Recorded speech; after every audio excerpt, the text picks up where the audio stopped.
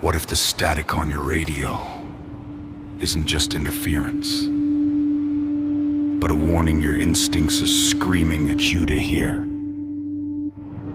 What if the voice on the other end is coming from a frequency that hasn't been used since the war ended?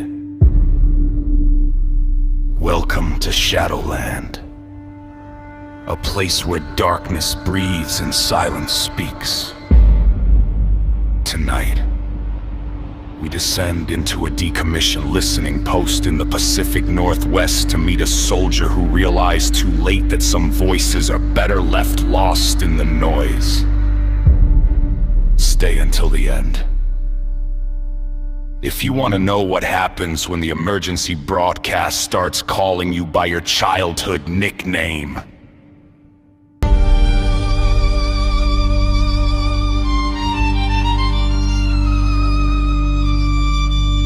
the air in the concrete bunker tasted like ozone and old copper. I was pulling a double shift at a remote outpost near the Cascades, monitoring frequencies that were supposed to be dead. It was the kind of suburban isolation that makes you start talking to the walls just to hear a human voice.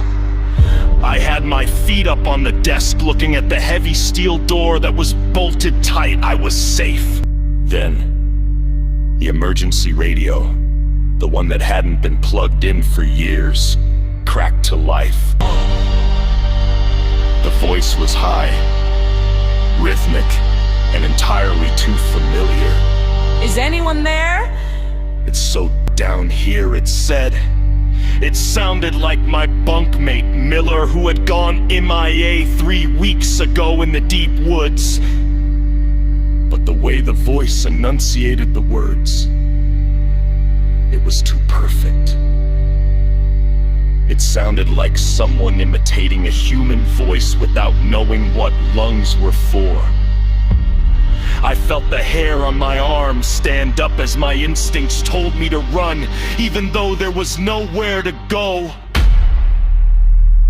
I leaned into the mic, my hand trembling. Miller?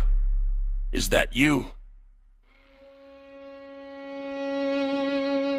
I whispered.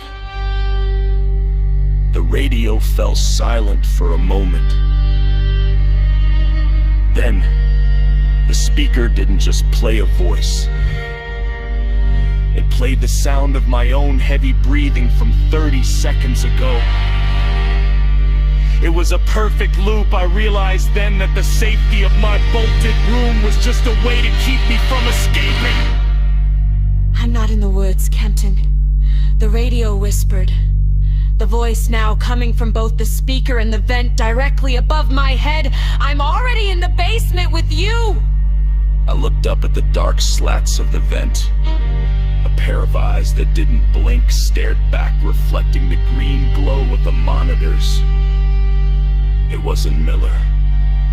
It was something that had stolen his voice to make sure I'd stay long enough for it to finish its dinner.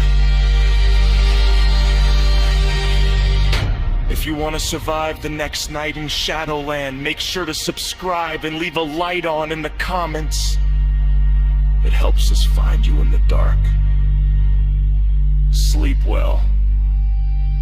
If you're sure the voice in your head is actually yours.